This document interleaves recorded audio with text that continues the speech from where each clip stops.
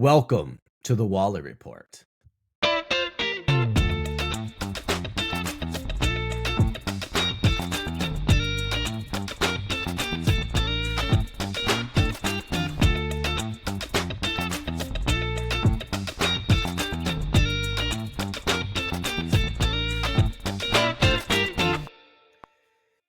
Before I do my crazy intro, that song just keeps getting better and better. We really need that live Bronco Carl edition, right? I know we've talked about it before. Yeah, it's really clean. So, listen, the fellas have returned once again for another groundbreaking episode. I know we've done a lot of sports shows recently. So, for the TV show junkies, we're back in a big way, baby. Today, we're joined again by our new ultra popular co-host. His fan base has risen at a meteoric pace, and they call themselves the Wild Horses. If someone missed our last few episodes, Bronco Benjamin Shea Mower is a DIT, a writer, a producer, and a director. And now he happens to be joining the show for the third time, okay, as a world-famous Wally Report co-host. So with all that, Bronco, how are you doing today, my man? Wow, let me ask how my wild horses are. What's up, y'all? That's amazing. You like that, huh? I've never heard that before. That's really good. Yeah, that's really good. So I just coined it literally a half an hour ago because I'm a genius with the nicknames. I love it. I love it. So, so to recap, the Christopher fans are the Divines, the John fans are the Johnos, the Wally fans are the Walleyes, and your fans are the Wild Horses. I think that's pretty clean. That's so good. That's pretty just, right? I love it. So just real quick before we get into our hot topics, how are you doing? How pumped are you to come on now for a third time? Dude, I'm so thrilled. I told you before we started recording, this brightens my day. I mean, I look forward to this so much. It's really fun. Nice. So yeah, happy to have you back, man. I'm feeling pumped today too, because I remember the first show you came on, I was very negative. I was pissed off. And now I feel like these past couple of months, we finally have some good shows. I have a bunch of shows to talk about for next month. So maybe it's because it was the fucking strike that really gave us those couple years or a year and a half where we're like, and not enough new good stuff was coming out. I don't know, but I feel like we're now, I wouldn't say we're hitting another great period, but it's definitely going in the right direction. So, okay, hot topics. This is interesting. I did get John and Christopher had given me crap before because hasn't been enough music on TWR, on the Wally Report, that we haven't really talked enough about music. And I like that you and Carl are thinking about something that in the future I might have to be involved, baby. Now, so my hot topic is actually going to be band related. And so I don't know if I mentioned this on the show, but I rarely, pretty much over the past 5 years, I rarely listen to any new music anymore. I'm listening to older mixes. I can relax, my indie rock stuff, my older rap stuff, my classic rock, whatever it is.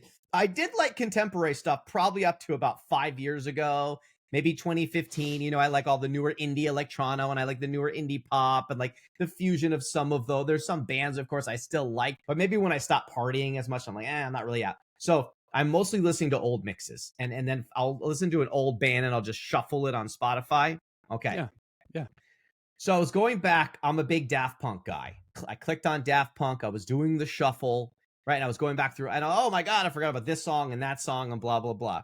And one thing that just still drives me nuts, baby, is they just broke up too early. They were still one album.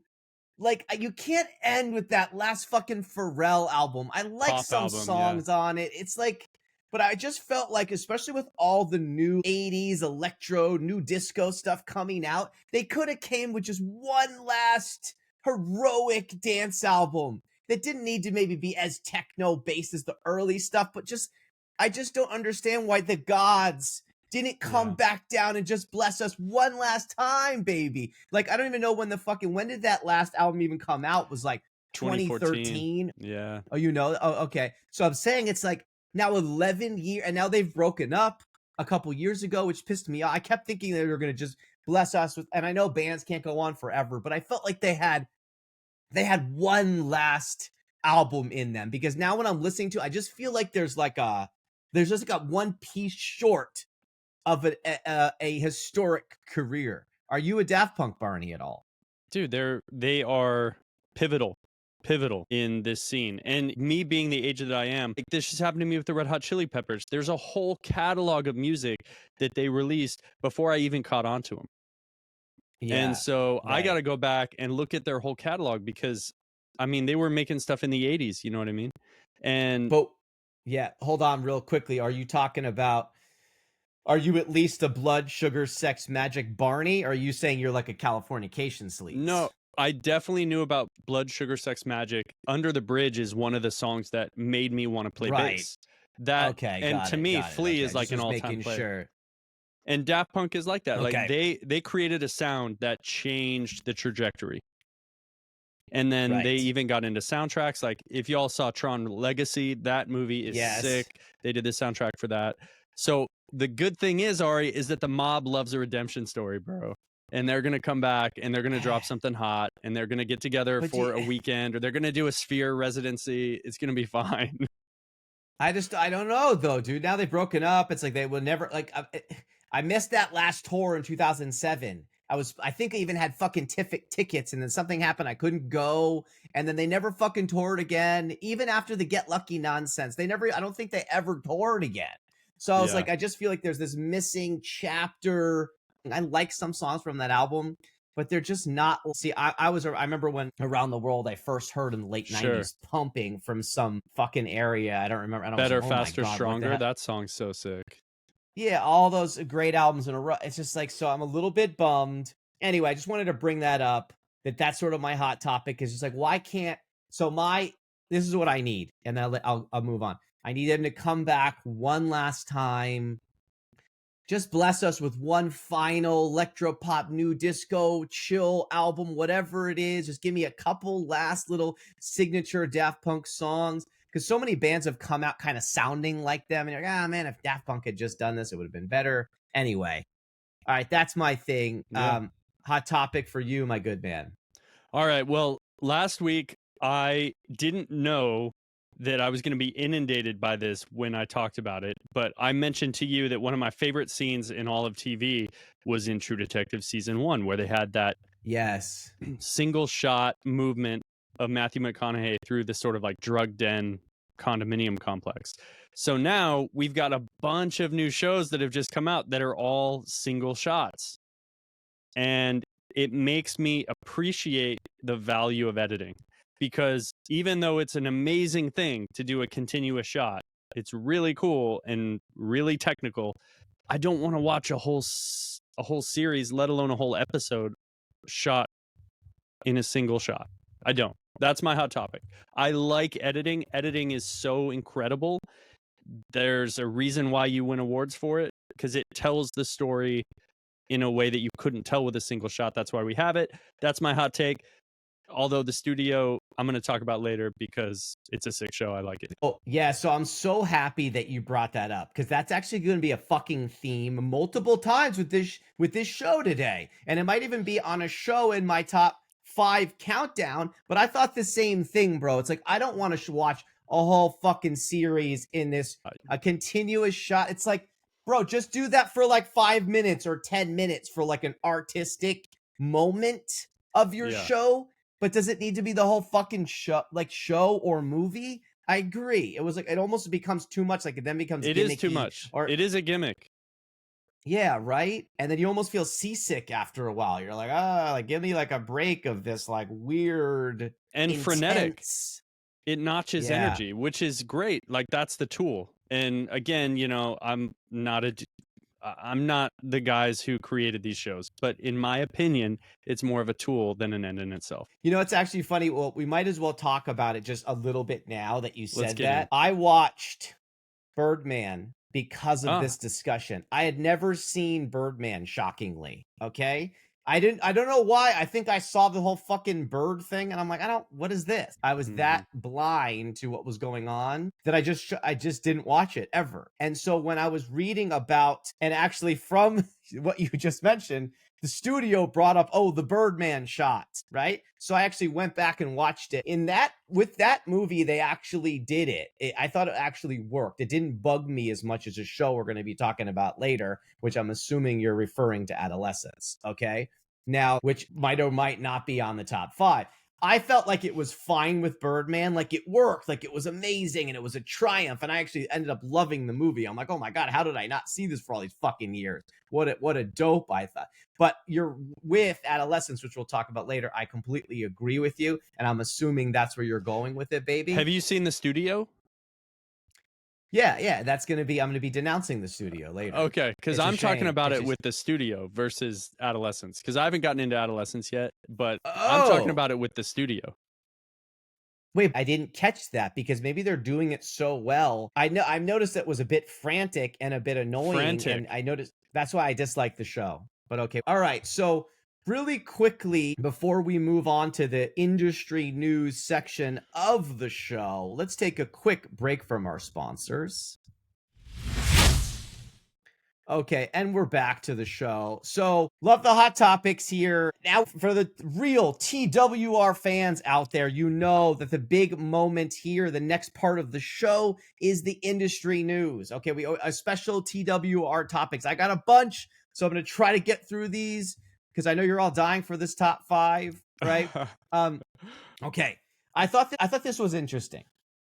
So we talked about Netflix a lot and how last year it had the most Wally Report top 5 shows, even though there's a lot of trash on there too. They keep pumping out good stuff as well. It's becoming just this Goliath, just giant, just pumping out content. So yeah, I read an article that now it looks like Netflix is going to spend $18 billion in 2025 on content.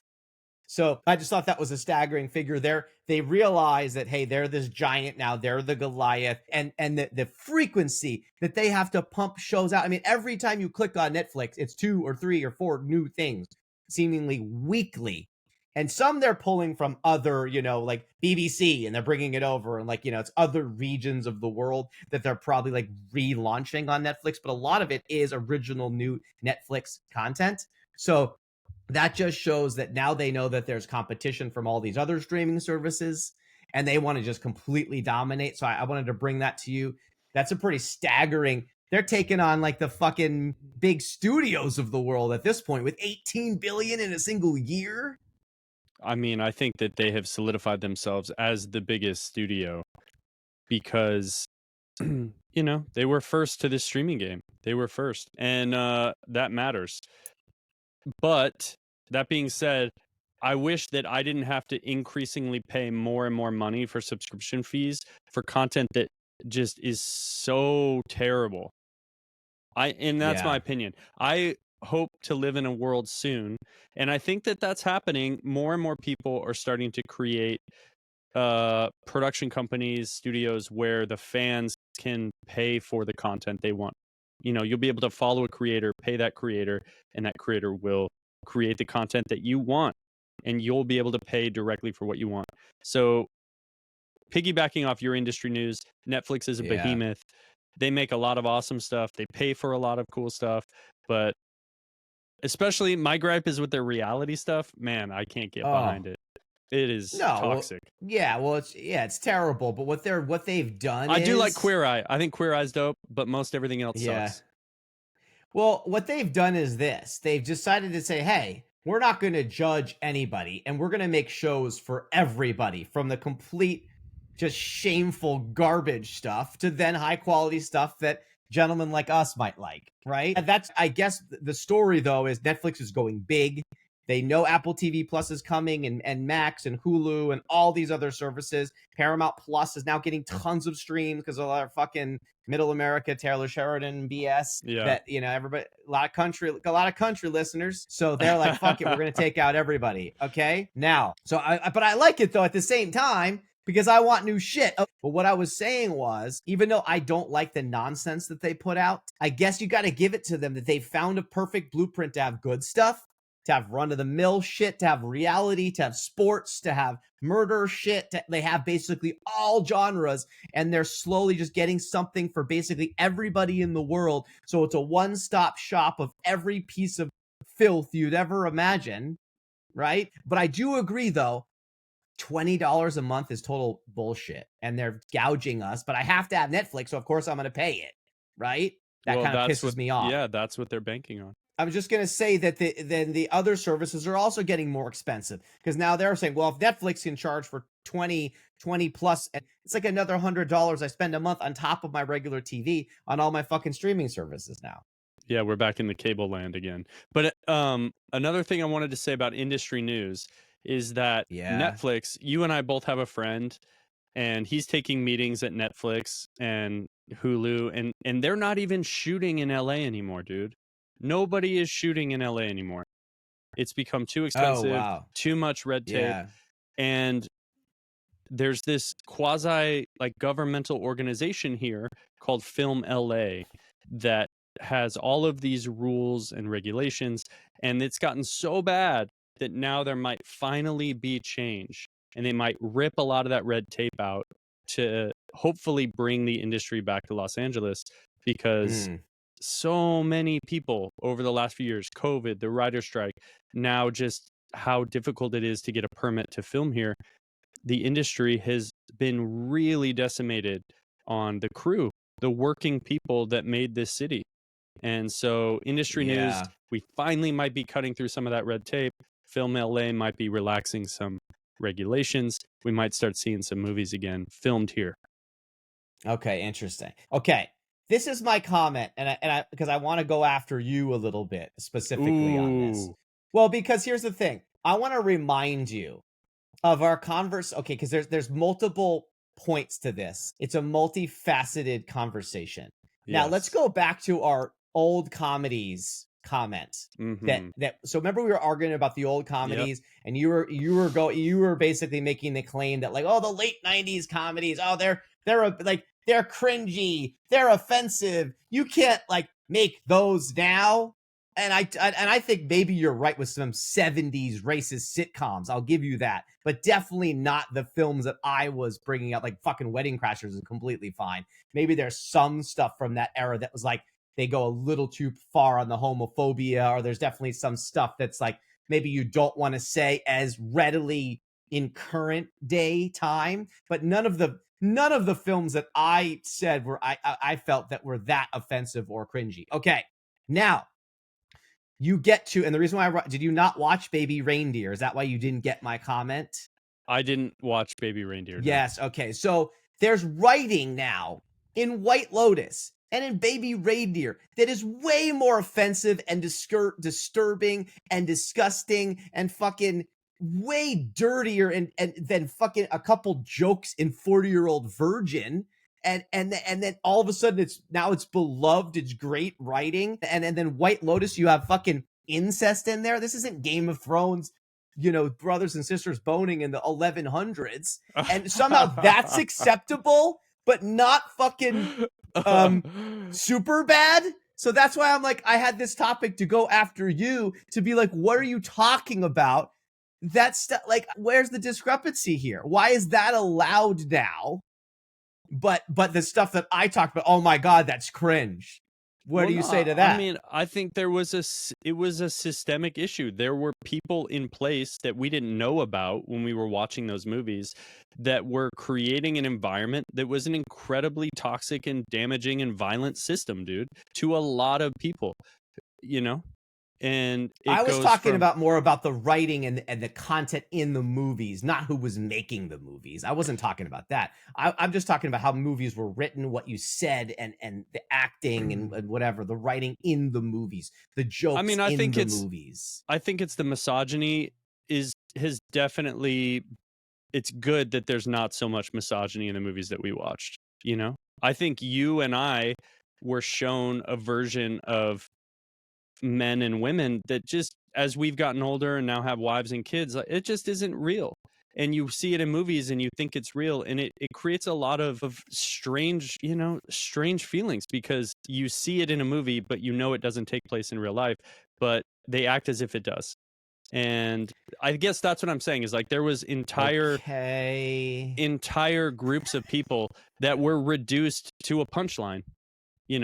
Sure. Okay. Yeah. Okay. I got you. But I still feel like, how do you now defend some of this stuff? How do you defend? I'm not defending it. I'm not defending. I don't think that.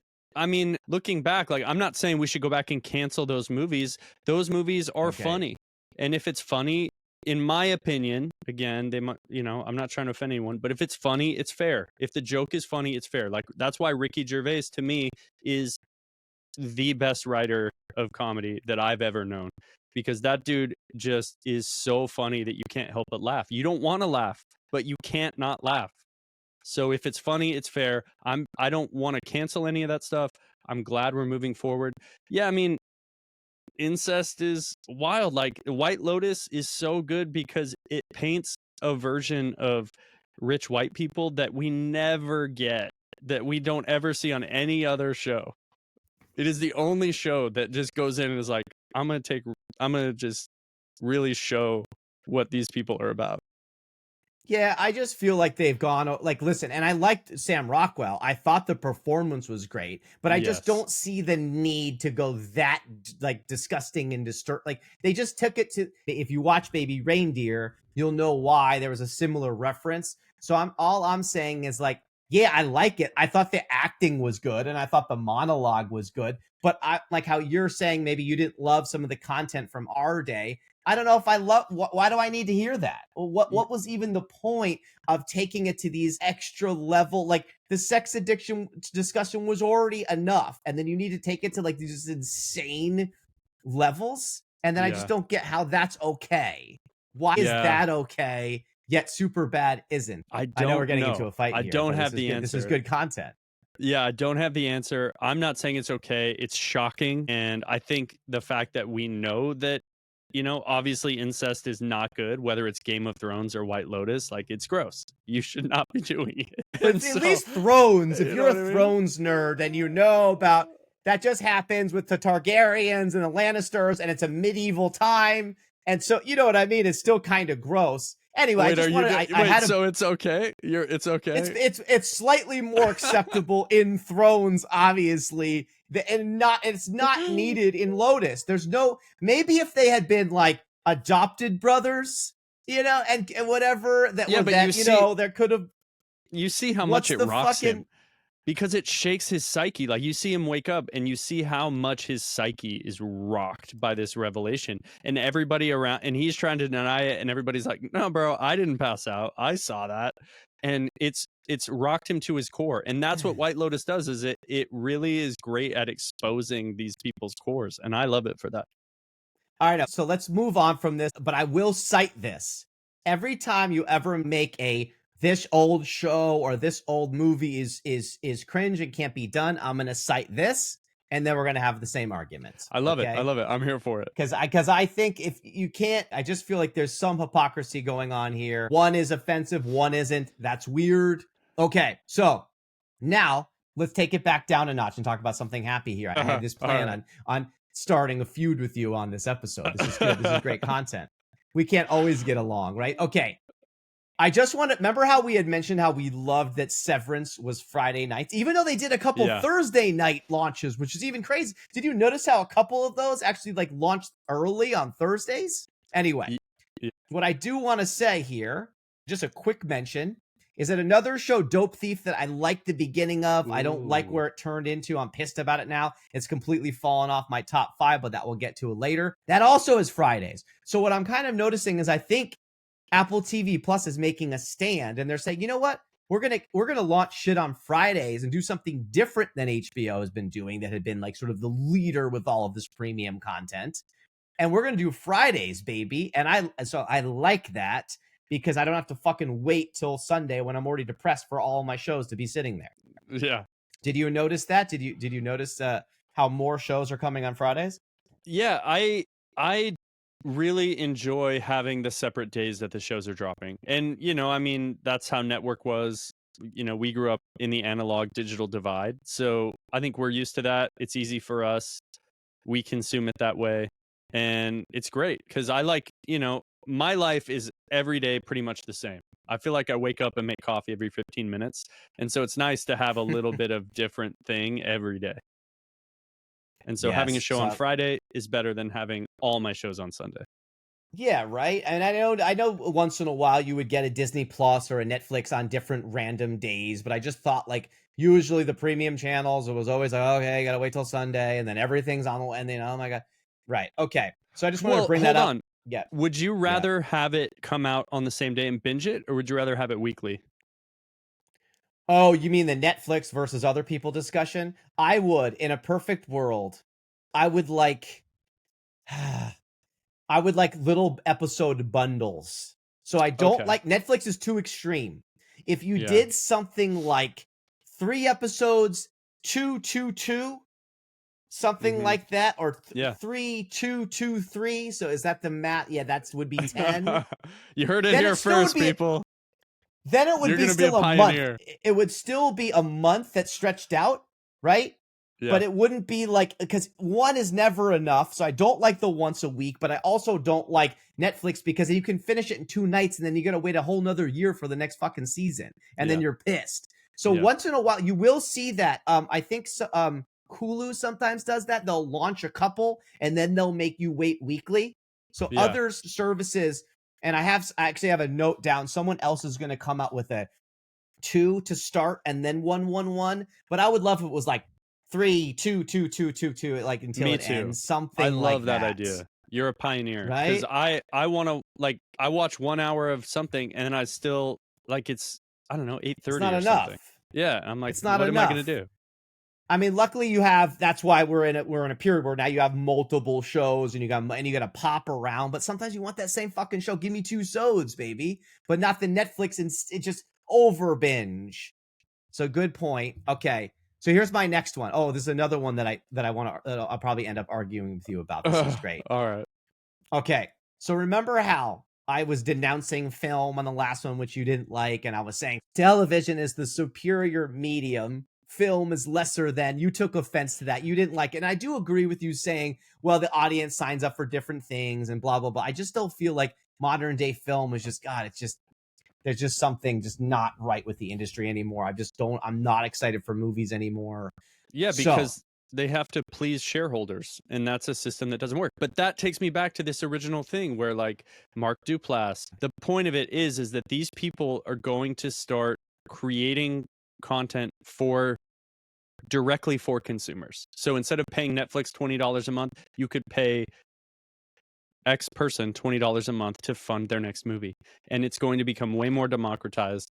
It's going to be awesome. yeah, we'll see. We'll see. I'm cautiously optimistic about your film. But so this is what I wanted to bring up. Remember how we both made the mention of like, well, Anora, what about Anora? Because I was saying there's no good movies. When the fuck have you looked at iTunes and you've ever been excited about a fucking movie? And you're like, well, and then we both chuckled because we actually hadn't fucking seen it. So I was like, all right. And so I looked it up and I'm like, all right, I guess since I'm supposed to be an entertainment expert, I guess I should see the best picture, you know? So I go and I watch Anora. And I will say, like, listen, I liked it. I was pleasantly surprised. It was a good time. But to say that this level of a movie is Beck's best picture and that Mikey Madison deserved an Oscar, I mean, I'm assuming you haven't seen it yet. No. All I'll say is this, is it was, in my eyes, it was enjoyable. I liked it. But it was just finally, to me, a movie I could even fucking watch. Yeah. It wasn't like, oh my God, it's fucking Schindler's List. It was like, she's okay. I mean, like, it was more of like it's a drama, but there is comedic moments, right? And so, but I just thought, like, this is where I wanted to go back to you and throw it back onto you, that the state of film right now is that a movie, okay, I would give it like a 71, 72. It's in the 70s. It was like, I didn't shut it off in disgust. Sure. I would have finished my popcorn happily. I would have been like, okay, this was a good time. There's no way in hell I would ever have been like, this is the best movie of the year. And her performance is okay. I mean, she mostly just yells. I don't know if her accent is a perfect New York accent. It's okay. I don't know if you know about it, but she's a dancer. She gets hooked up with this really rich son of a Russian oligarch. Yeah. And he's hilarious. I did like him for a while, but some of the stuff was like, the scenes are overdone. I'm like, am I watching fucking Three Stooges over here? Yes, there's some powerful scenes. Yes, there's some decent acting. But to think, I don't know. So this just, to me, I wanted to throw this back on you and be like, this is the state of film right now, Bronco, that you're defending, that a 71 on the Wally Report is winning Best Picture. I don't want to throw that back on you right now. All right. Well, that being said, I can't comment on that. I haven't seen it yet.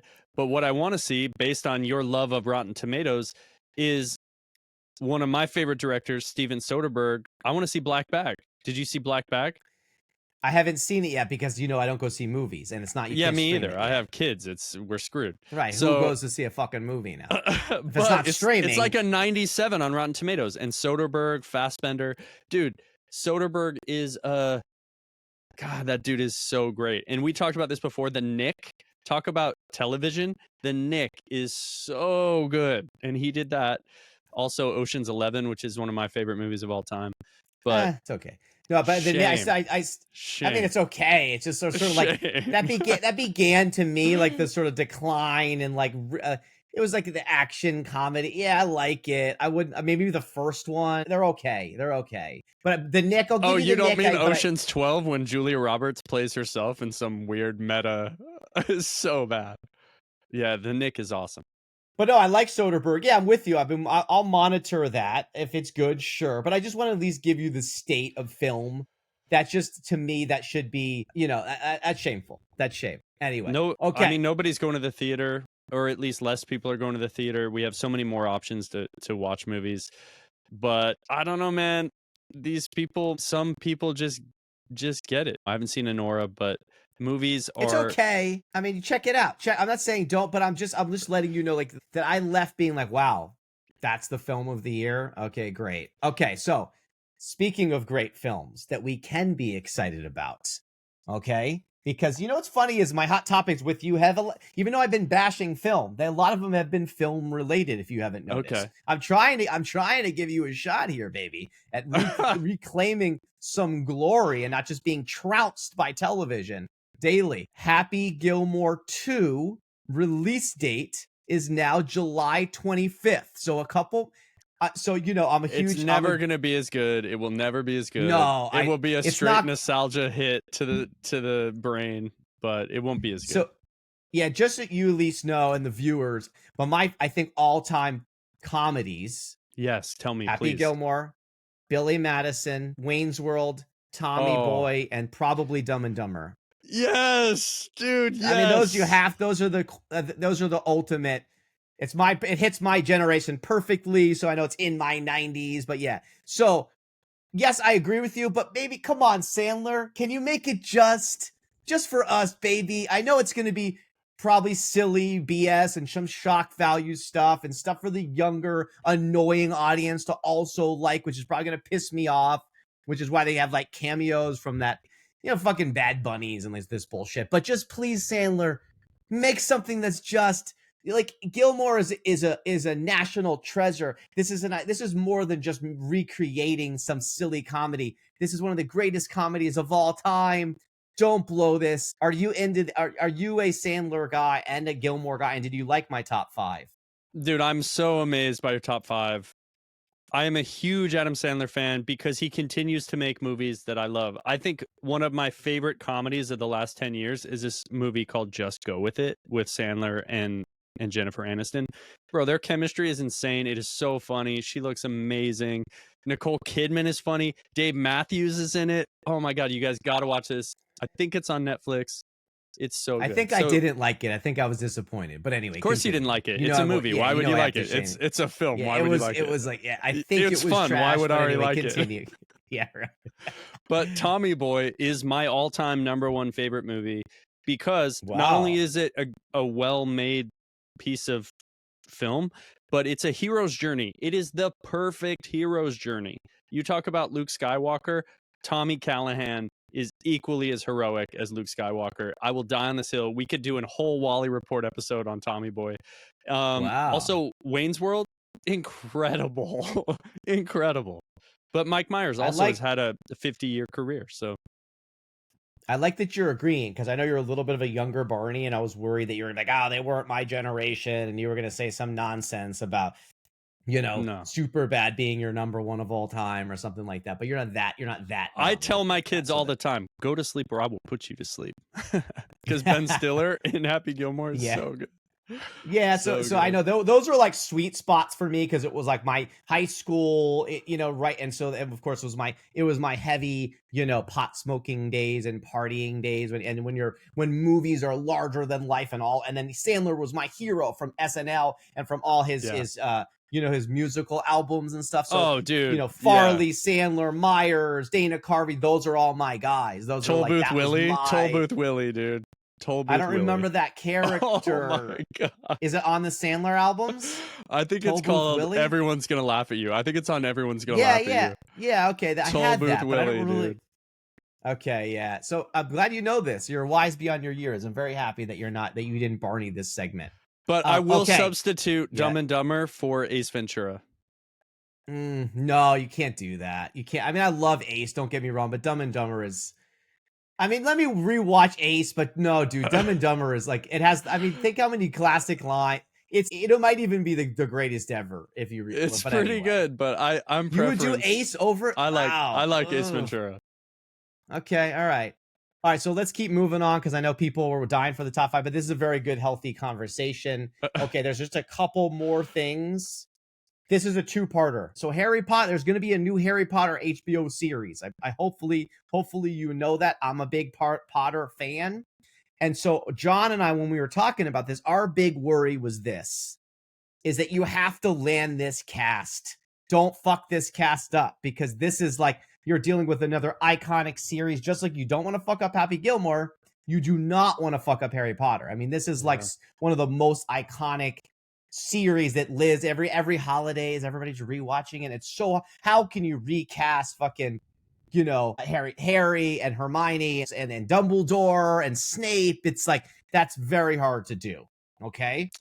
So I would if that were my job, I would quit. I don't think you could touch that because people are too connected to those characters. They're too connected, man. I mean, we envision so Dumbledore died after the first movie.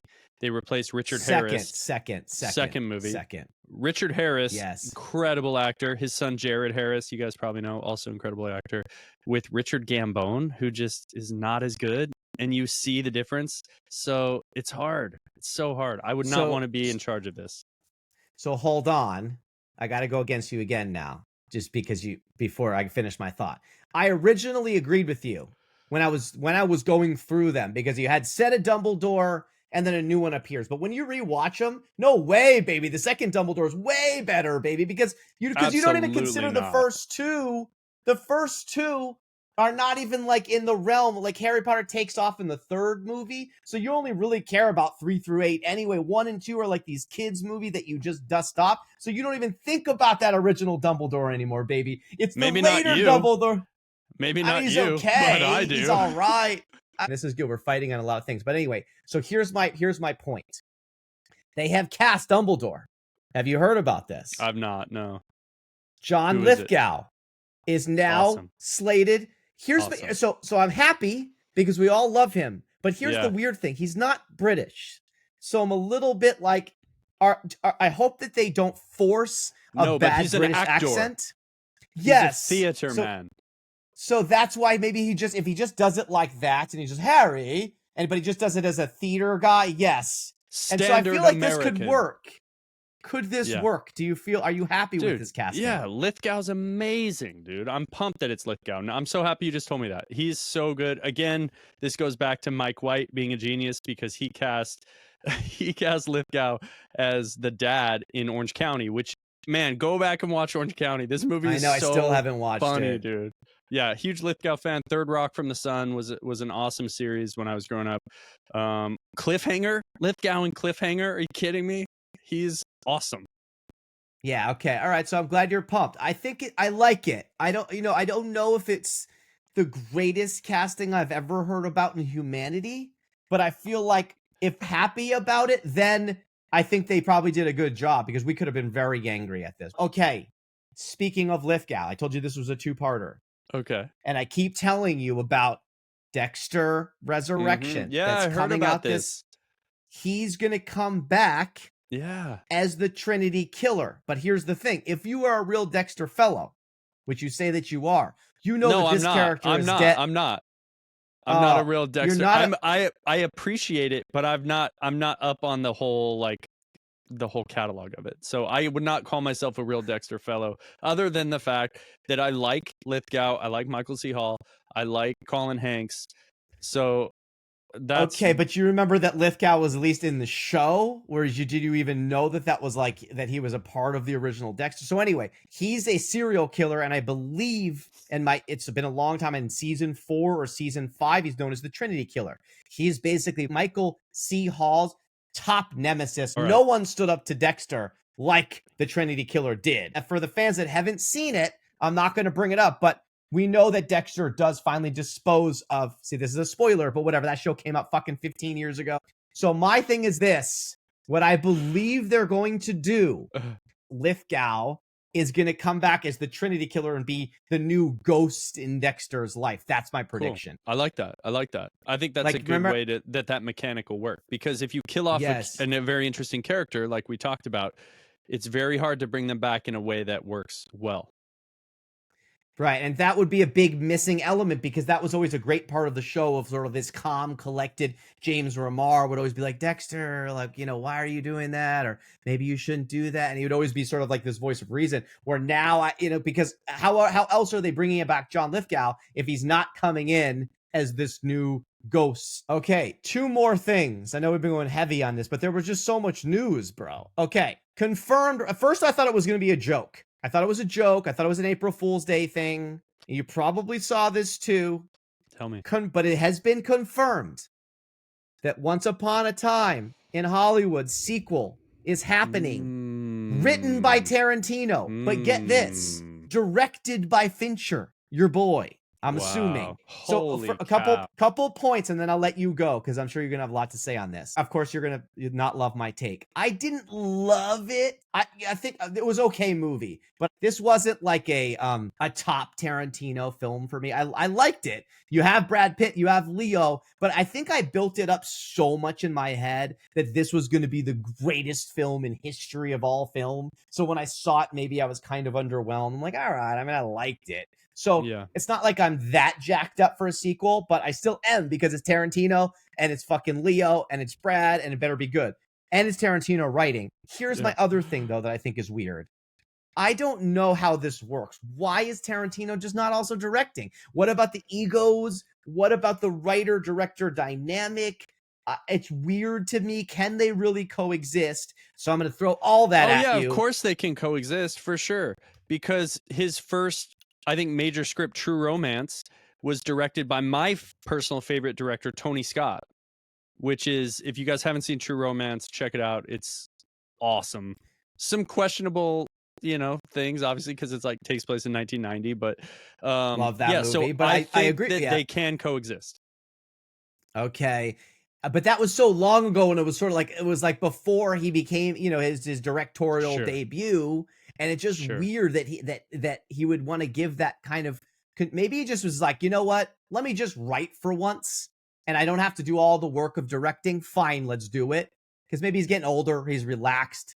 It's probably stressful directing a whole fucking movie. And I also heard that he was actually doing 10 movies. Like, he's about to do his 10th movie, and then he's going to be done. And so he didn't, he's going to direct his 10th movie. So he didn't want this to be his 10th, is probably also why, that he's like, all right, well, this won't count as my 10th. But what is your overall feeling? Are you pumped on this, though?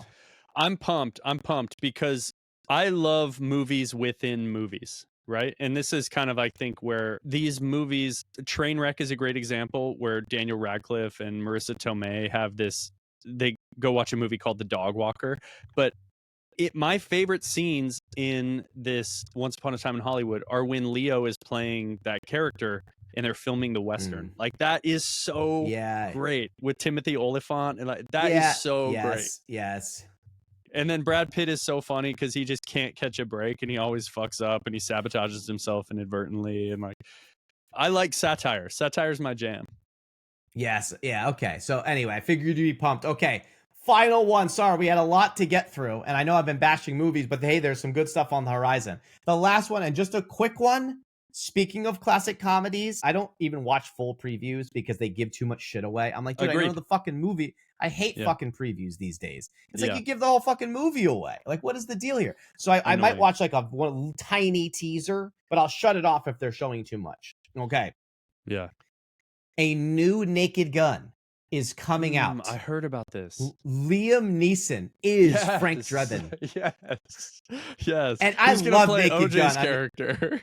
I know, yeah, that's interesting. I don't know. But so I'm cautiously optimistic a little bit. Like I think even less so than Happy Gilmore, because I don't think Sandler can really royally screw up Gilmore, where I feel like Naked Gun could be probably royally screwed up. I saw the preview, but it is Liam Neeson, who's pretty great, and it's so Nobody funny knows how funny Liam Neeson really is. This dude is so funny. And again, Ricky Gervais tried to show us how funny he was.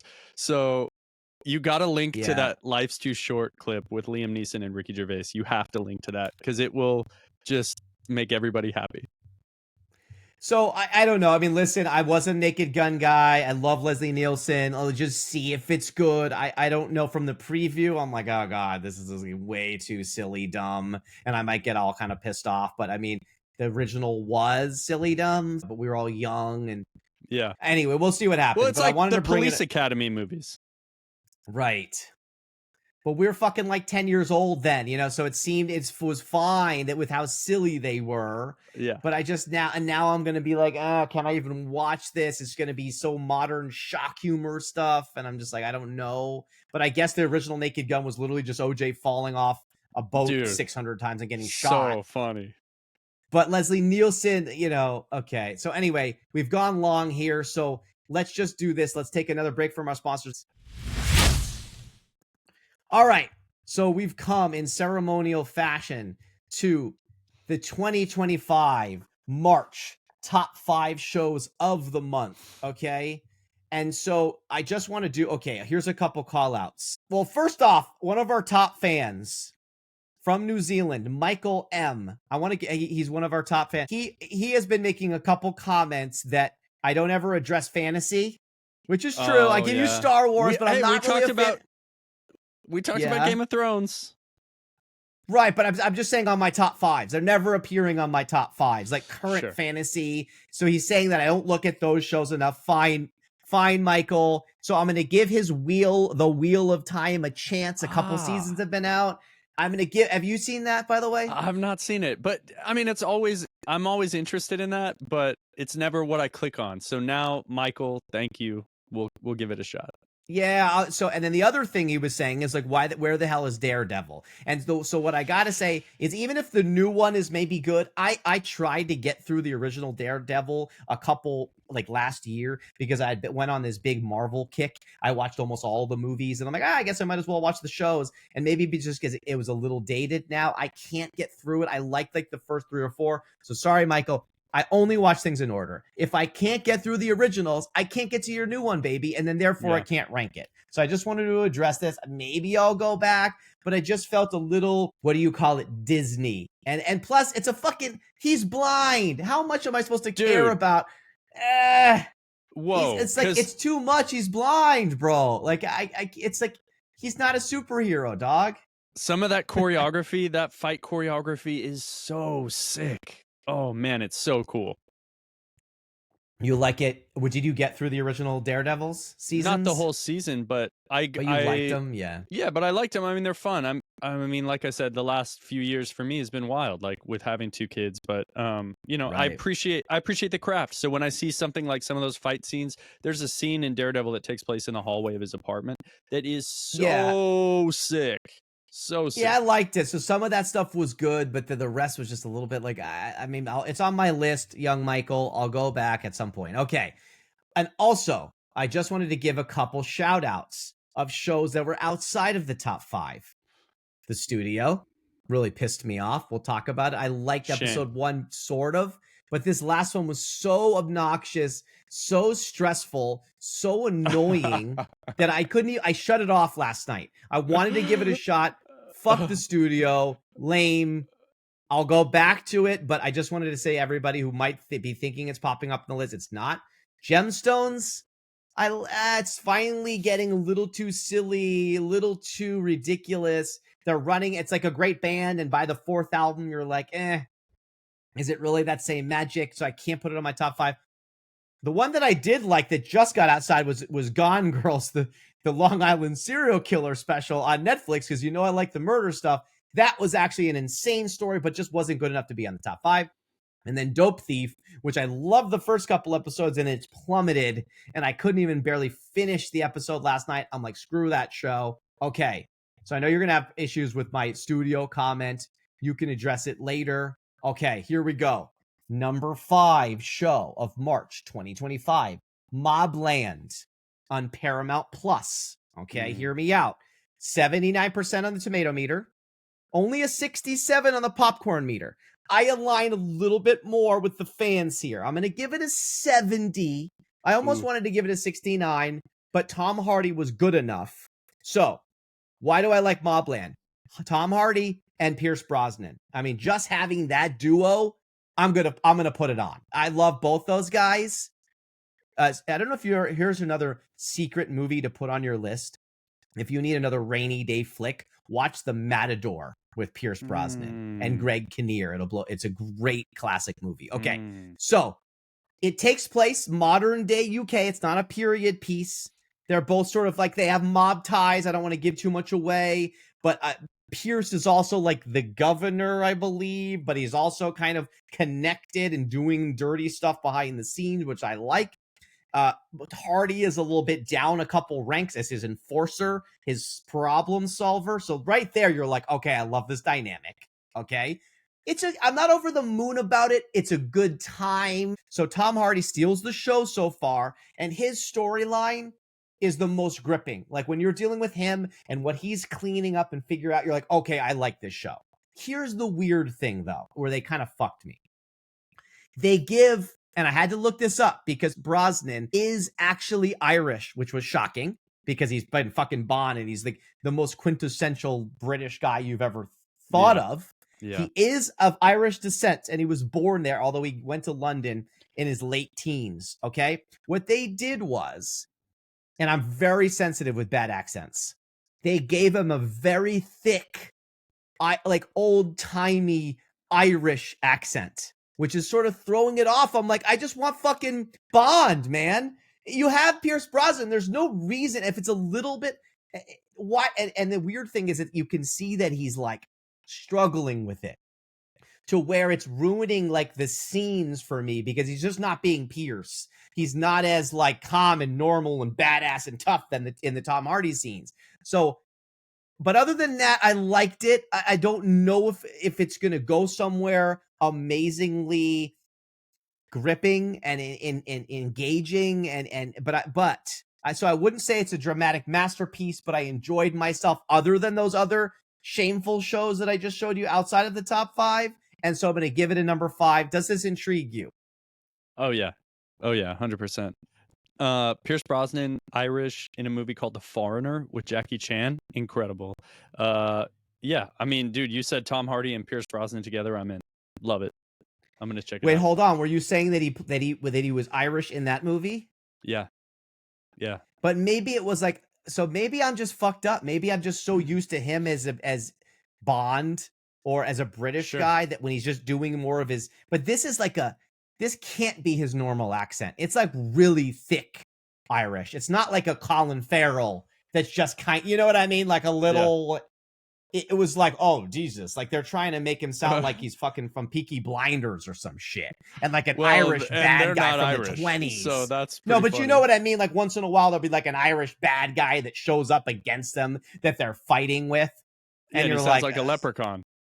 Yeah. And I'm just like, wait, that's where I'm just like, wait, what the fuck is happening here? I'm like, is this 1920? So maybe I'm wrong. You watch it. And then on the next show, let's have that debate. But yeah, I mean, I would throw it on the list. Okay, number 4 show of March 2025. I'm going to go sports because you know I always have to have one sport call out on every list. And this hurts my heart that I'm doing this. Celtic City on HBO Max or Max. That must be tough for you. That must be tough. Very tough. Very tough. So, but here to back me up, 100% on the tomato meter. No popcorn meter yet because there's some weird thing going on where like for some reason with the sport docs, reviewers are not quick to jump on them like standard shows. I've been noticing it for the last couple months. I don't know why. Okay. Now, I'm going to give it a 74. It's one notch under classified hot because of the Celtic stuff. I can't do it. And also because the first couple episodes were a little bit underwhelming. I'll get to it in a second why. But basically, for the audience, it is a pretty decent sport doc on the history of the Boston Celtics. Great interviews with many of the Celtic legends and other basketball legends and sports writers. Bill Simmons is the exec producer because, of his Ringer podcast. You probably know Bill Simmons, right? So here's a couple things, and I'll gauge your interest. It's definitely not on the level of the Last Dance, and I hold every new sport doc on that level. If you're not fucking trying to give me The Last Dance, why are you doing it? But it's pretty well done. I thought the first couple episodes were way too political. They went so deep and just, I'm like, okay, too much stuff off the court. Show me the shit about the fucking games. I get it. There was a lot of the stuff, with the racial riots in Boston. I understand it's part of it. And the struggle with being a Celtic player when you're dealing with that stuff with the city, right? And then, of course, in the 60s and the social revolution. And I understand that's a big part of sports. But they just went a little too heavy on it. I'm like, guys, just get back to the fucking games here. Is this a sport doc or is this a fucking political doc? Okay. But then by 3 and 4, they really start hitting their stride. I loved all the stuff of like the 70s, the stuff about the stuff I didn't know. As a Laker fan, it is very traumatizing. But as a sports fan, above all, I will endure. It's a great time for basketball fans. It's a great time for sports fans. And I definitely recommend it. Here's one claim that I have, though, and then I'll let you give your take on if you're excited about it or not. Bob Ryan, who is a famous Boston sports writer, he's showcased heavily in the show. And he's and I don't like his claim. He goes, the 1986 Celtics are the best NBA team of all time. And I will say here, you are totally incorrect, bro. Maybe on a top fucking 20 list compared to all the Lakers teams later on, the Bulls teams and the Warriors team. Like, come on, bro. But he's holding on to like the Bird, McHale, Parrish, and then the 1 year where they had fucking Bill Walton, and it was, of course, the Lakers got bounced that year in the playoffs, so they got lucky and they beat the Rockets in the finals that year. What would have happened if the Lakers fucking made it there, buddy? But so he's wrong. It was a good team, don't get me wrong, but saying it's one of the greatest NBA teams of all time, that's bullshit. But if it's well done and I think it's going to be 8 episodes. Does this pique your interest? Not at all. Don't care. Not going to watch. Can't stand The Last Dance. I'm a Utah Jazz fan. What do you mean? Dude, it's just so traumatizing. It's so traumatizing to me because it's just so annoying. I can't get into it. I'm not going to watch it. I don't care about the Celtics. The Lakers, I care about because I live in LA and I've lived here for a third of my life. So I am starting to like the LA fan bases now. But dude, coming from where I grew up, there is one team, and that is the Utah Jazz. There is one team.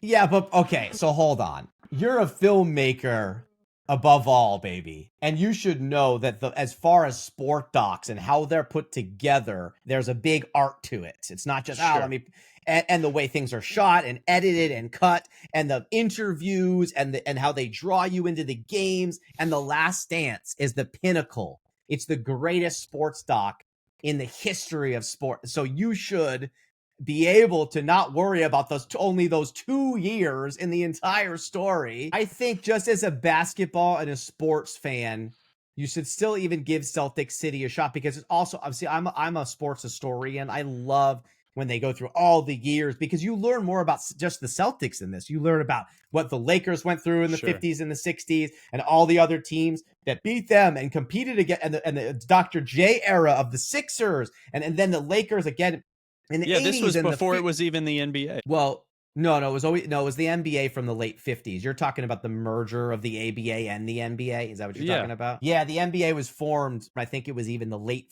40s into the 50s. You're just talking about when the NBA and the ABA merged in the late 70s, I believe. Yeah. Yeah, okay. So it's okay. Not everybody is a basketball historian like your boy. That's okay. You're still a clean. You're still a clean guy. Okay, here we go. Number 3 show of March 2025. The White Lotus on Max. It's shifted all the way to number 3, baby. It's a dismal number 3. Okay, and I'll tell you why. 89% on the tomato meter, 83 on the popcorn meter. I'm going to give it a 78. It's still classified hot. It's still way above the 75 threshold to be classified hot. Okay. And again, this is a lot what I said last time. The phenomenon is definitely back with Walton Goggins and Parker Posey, Jason Isaacs, Michelle Monaghan, Patrick Schwarzenegger stealing the show for me. Love that guy. He's gonna be big time in Hollywood. Amongst many others. Okay. Sam Rockwell, decent performance, fine. Okay. I like the season. But as I mentioned before, it's still just chasing the magic of season 1. It just seems, which seems harder and harder to recreate. A little bit like the Killers' first album. They just never was as good. Just like Weezer's first album. They're never as good later on. It's kind of like the Lotus phenomenon. I'll give you the cinematography. I still like the characters. Here's a couple things, and before I give you tell you why I moved it to a number 3, which goes into our argument from before. One thing I did not catch, and I'm sure you caught this because it was all about the social media shit, that I didn't realize Joe Grise, I'm hoping I'm saying, is fucking Uncle Rico from Napoleon Dynamite. I didn't catch that. I don't know what I was thinking. Maybe I did, but since we back in '84, I could throw a football a quarter mile. This is the greatest. I mean, I could throw a football over that mountain. He's like, and I love that character. I've always liked Greg, and now I know why. I don't know why I didn't catch that. Okay. One other thing that, you know what though, is like, enough with the fucking 8 episodes, the 6 episodes, the 4 episodes. Give me 10, baby. At least Severance gave us 10. This gives us 8, and I feel like the way that this show has gone, we're still too many episodes away from a finale, which will be fucking tonight. Okay, but here's my decree, and then I'll let you jump in because I know you're pissed about this, and I know you want to jump in.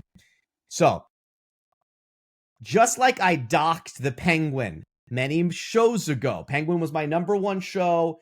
They did some writing that I did not agree with, and then I fucking docked their ass. They lost this, they lost that. I'm just going to say again now, Mike White, who I still love, took us to a disturbing level that was unneeded, it was unjust, and it was shameful. And therefore, I've dropped him to a number 3 show. I've docked him for giving us stuff that was unneeded. There was no reason to write any of the stuff about the brothers in. It wasn't needed. There was no reason to even take the Sam Rockwell monologue as disturbing as it went. It was fine half of the way through. There's no reason to take us to these just like weird ass fucking disgusting level of just nonsense. Why even write it in? There was no literary value for any of that just to be more shocking. Oh, we're the new most shocking show in the world. So I'm going to dock it. I'm going to say it's shameful. I don't hate it. I've gotten over it. I still like the show, and I love Sam Rockwell in that follow-up episode. God, I love them as a duo together in that home. Don't get me wrong. I'm a Rockwell guy, but I think the writing was unjust.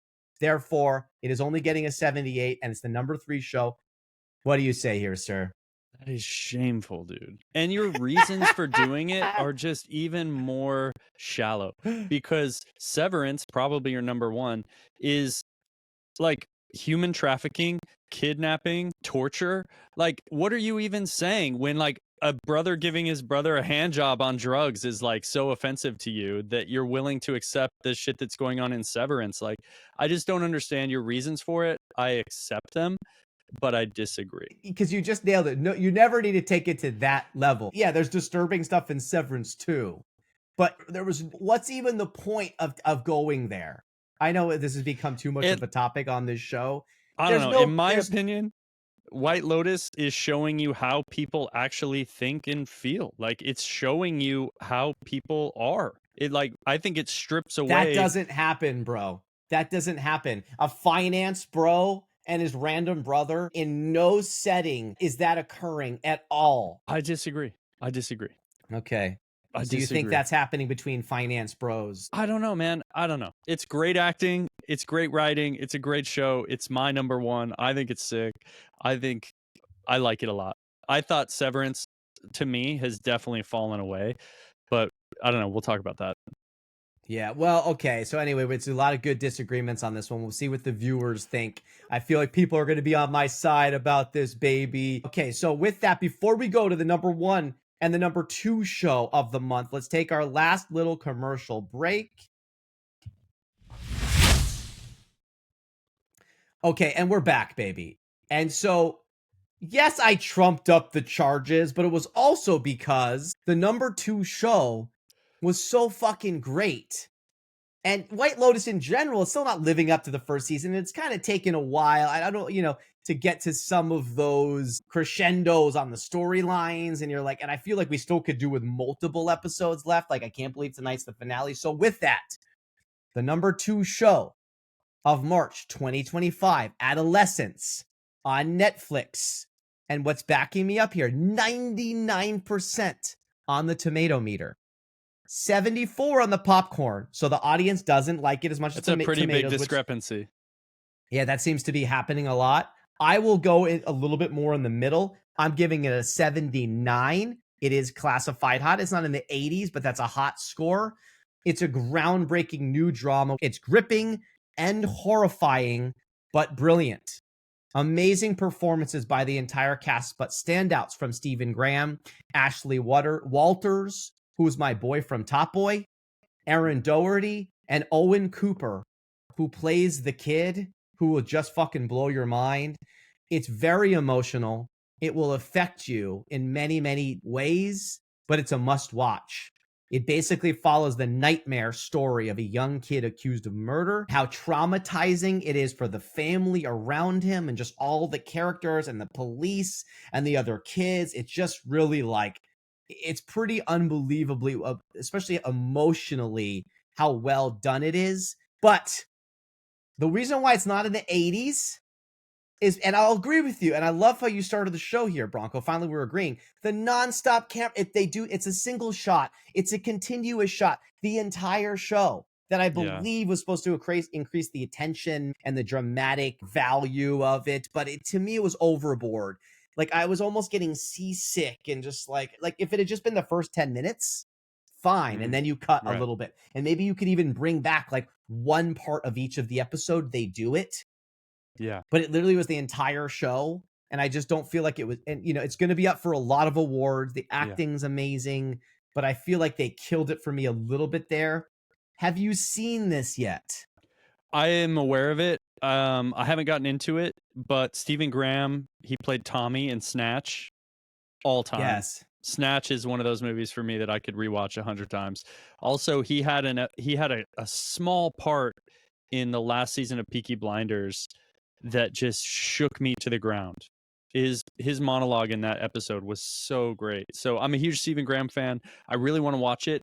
The continuous shot thing is kind of like the barrier for me right now because editing is so important. Editing is such an art, and but I'm gonna watch it for sure. Yeah, it's unbelievable. I recommend it to everybody, but it definitely is horrifying. Like, be ready to maybe shed a tear. You're really like affected. It's just like you're disturbed. My God, like you just can't believe what's happening, and it really makes you just like very much dislike what's going on with the kids and social media. And I'm so lucky that our generation didn't have that in high school, because remember how tough high school already was. Imagine if everybody was online fucking making fun of you and shit, just or like bullying filming you like falling, and then like and having everybody in class just seeing it like 3 seconds later or something, because you're not mature enough to be able to deal with, like, now as adults we're like, well, who cares if someone's fucking looking at a silly video of you? But when you're 13, your whole life's over if one girl doesn't like you in the fucking class. So it's a testament to that, and it's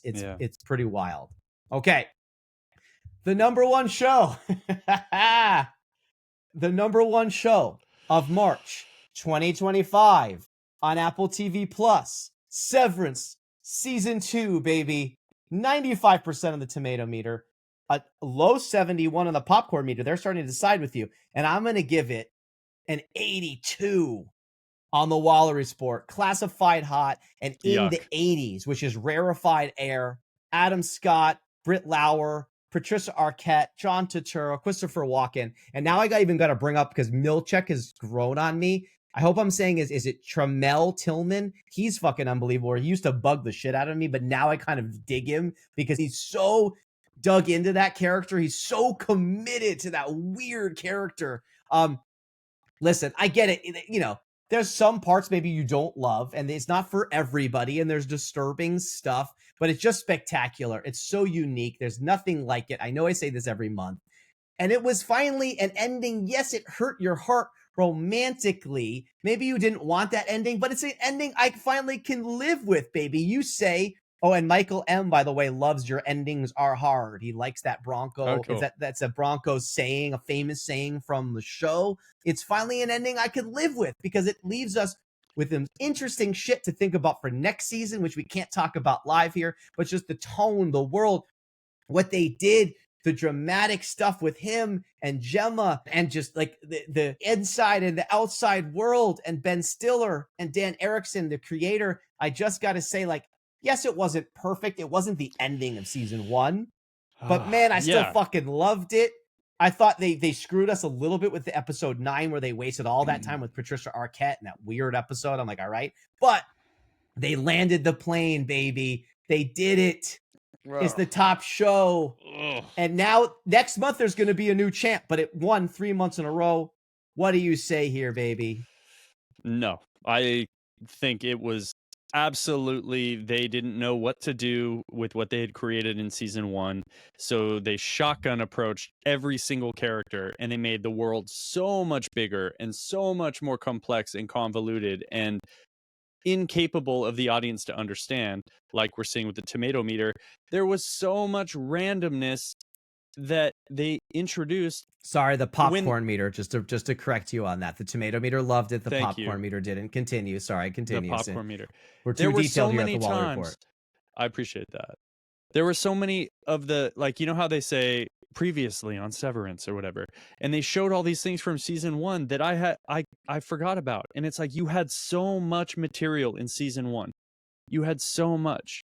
And then you just throw a bunch of amazing, compelling characters away, like the weird woman who's like the voice for the board. She disappeared. His sister's husband disappears after like episode 4. They just completely derailed the train. And then Walken has some, it's not a character arc, whatever it is. That didn't make sense. The ending of the Walken thing, that didn't make sense. Nothing made sense. Well, no, but I'll give you that one storyline. I thought they were going to do much better stuff with Walken. Like, what? Yeah, dude, come on, man. Yeah, there are I don't there's like the a huge people. list of things that were just whack about season 2. Whack. It's a great show. I like it. I like this show. But they definitely did a disservice to the audience with season 2. But I like it. I appreciate Ben Stiller so much. I'm glad it's on the air because it's weird and it makes people talk about things. But season 1, that ending in season 1 is probably the best ending I've ever seen in TV ever. And they deserve it. It's close. So, okay, we've a lot of disagreements on this one. This is good. It's becoming now this is the new show of Wally and Bronco disagreeing half the time. I'm with you. Listen, I still think, but man, there's no other show that I think I'm that gripped, I'm that enthralled, and I like the ending. I mean, yes, romantically, you're sort of bummed, and we can't give anything away right now because you're like, oh my God, and you feel for, these certain characters that we can't talk about, but I also thought, wow, what a fucking badass ending. Almost at the same time. I would say it's perfect, like the first one. But now, the last thing I'll say here, and then we'll get on to the April preview, which we got some hot shows on the way, which I can't believe I'm saying this. But at least now they're claiming they're not going to make us wait 3 years for season 3. Good. There still is a season 3. I wish we could dissect it because I have a lot of issues of how can there even be a season 3 after what has happened. I wish I could dissect that with you exactly. But again, we know John G did answer our call, and he did say, hey, maybe we need to start dissecting shows. So maybe we need to have Bronco where we still have our standard, where just give our top 5 and we give sort of our vague rankings. And then also we dissect particular shows or seasons. like, so we can actually get into and fight actually about what's happening, even though we kind of just did that with White Lotus. We almost gave too much away there, but we still stayed vague. So hopefully it's not ruining the story for people. And then the same thing, I would love to almost talk about how I really feel with the ending of Severance and where that could go. Okay, there was our top 5. I hope you guys enjoyed this.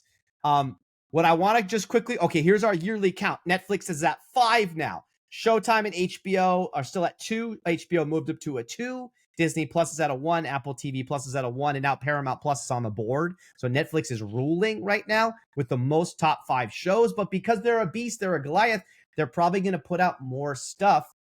And therefore, they're going to have more top 5 shows, especially now with $18 billion more dollars coming this year. Yeah. Okay, here's our April preview. Some stuff I love, some stuff I'm just giving because the fans that come to the Wally Report need to know about it. Hacks.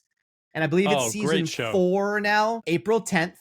Hacks season 4 on Max. Listen, I can't agree with you. Great show. I loved season 1, and then it just went down. It's the modern day comedy. It's too much stupid stuff with all the peripheral characters. That fucking agent and his assistant's ridiculous. That a bunch of their friends and like the storylines dumb. But I still like the dynamic of the main characters. I'll give you that, which is why I slowly trudge through 2 and 3. But the fact that it won like Emmys, ridiculous. Should never even be close to an Emmy. However, so it was barely enjoyable. I'll give you that, Bronco. But this is what I want to bring up, and then I'll let you come back at me. What they're doing, remember how we talked about the episode launches? They're actually doing April 10th is a Thursday, and they're going to give 2 episodes. So not only is HBO going against their Sunday thing, they're going to go on a Thursday and give us 2. However, what I'm thinking is it's going to be fucking Thursday, Sunday, and then for the rest of the time, it'll probably be Sunday. I should have looked that up.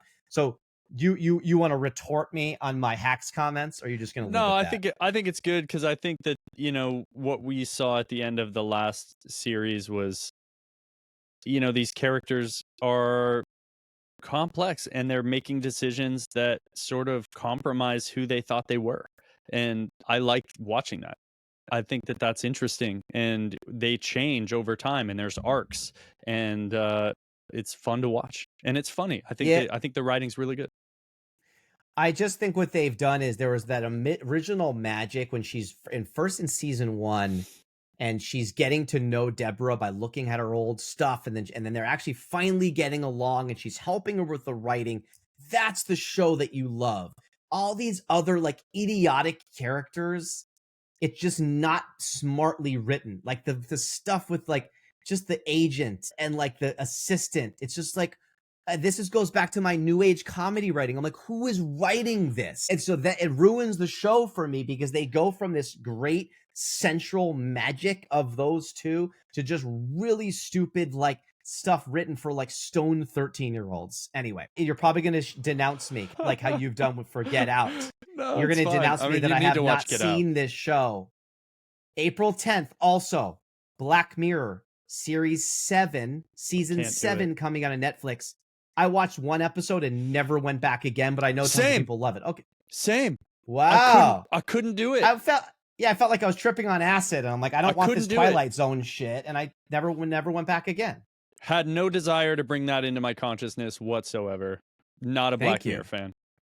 Okay, I know a lot of people like it, so I'm just doing due diligence here. All right. This is what I am excited about. The following day, on April 11th, Your Friends and Neighbors on Apple TV Plus, starring John Hamm, which you're always going to like. It comes out, and look, Apple TV Plus Fridays, baby. They're doing it again. It's a Friday. Yeah. So it must be their thing. Now, just so people know what this is about, is he's like a hedge fund manager that I believe somehow loses it all. And now he's resorted to like crime and theft within his neighborhood. Awesome. And it's a drama though, so it's going to be like, funny. Oh my god, like it's going to be intense. I like that idea. I like that setup. It's probably going to be like, oh god, it's probably going to be maybe too tense. I don't know if I'm going to enjoy it, but it looks good.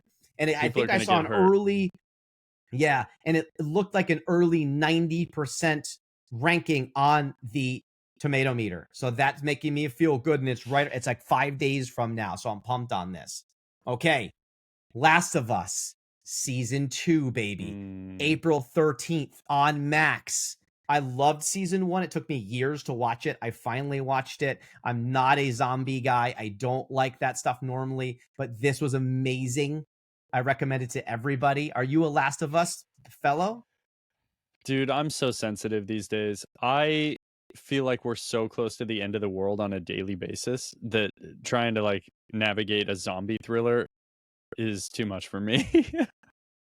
I'm Dude, sorry. I'm I telling, haven't give it a seen it. shot. Try All to right. go, but it's just so well done that it's All worth right. it, man. And then me telling you, I hate zombie stuff. I hate end of the world stuff. I don't normally ever watch those. Yeah, you but I said you're just not a was like, horror guy. and I'm not a horror guy, but this is just, it's so well done. And the acting and the Yeah. writing and the storylines, you're just like on the edge of your seat. It's fucking amazing. And Awesome. Pedro Pascal is just like beyond amazing in this. So give it a shot. New season coming out. Okay, couple more. I know this is a long episode here. We had a lot of content. Andor season 2, April 22nd on Disney Plus. Disney Plus. I liked it. I didn't love the final couple episodes of the show, but I thought it was pretty good for a Star Wars show. It's better than some of the other newer stuff I couldn't even finish. So I'm cautiously excited. Have you watched Andor? Any of the newer? Yeah. I thought Andor was awesome. I thought Andor was really cool. I think I saw 3 episodes before I got derailed into something else, but I love the world that they created. And you and I talked about this on a previous pod. Rogue One is so good. And it sets up the entire, I don't know if people give it the credit that it does, but the events of Rogue One set up the entire story of the Star Wars universe. So I'm excited. Yeah, it's decent. I like, at least it's another, if it's Star Wars, I'm going to watch it. Okay, then the final thing I don't give a crap about, but I'm just doing due diligence for people. The final season of You, April 24th. I was shamefully talked into watching this show, and then I kind of actually liked it. That's how because it is, it was like a new age Instagram Dexter, but I love the main guy. He's also in a band that I loved called Mother, but there's an Moth XR is how it's written out. It's a great album. And I like the first couple seasons. Even into season 3, I weathered the storm, but the last couple, I didn't even finish them. They're so terrible. But it's the final season. It's our boy Joe Goldberg coming back for one last dance on Netflix, just, for the people. Do you care about this at all? I like this show. I think it's fun. Penn Badgley's so charming, and everybody stalks everybody. Like, everybody cyber stalks, and he manages to be charming about it. I don't know. It's fun. I like it. I'll watch it. All right. That was the list, but at least we have a lot to think about. Lot is coming in April, so we have a lot to be excited about finally. Okay, so thank you for coming on, Bronco. This has been amazing. We had some really good heated discussions here today and some friendly one, but this is good because the fans probably don't always agree with me, so they like to have this counter argument on certain things. So it's great that we're doing this. Did you have a solid day here with your boy? I look forward to this so much because, number one, your takes are often just so wild that I like to go back and forth with you about them. But also, I think the more we get a feedback from the fans, the more we hear from y'all, we can make the best episodes possible. So thanks for sending in your comments. So with that, thank you for listening to the Wally Report, the world's hottest podcast. Please subscribe, follow, comment, like, share, and blast. We're on Spotify. We're on Apple Podcasts. We're on YouTube. We're blasting hard of the talk. We're heavy on the gram, and we're even on the tube these days. That's at The Wally Report. We've actually been posting amazing video clips from our episodes on our social channels and important new show launch information, so don't miss out. And please make sure to comment on Spotify, comment on Instagram, and on YouTube. As Bronco was saying, we love the comments. We love the interactions with the fans. And so with that, we're going to jam out to the tune.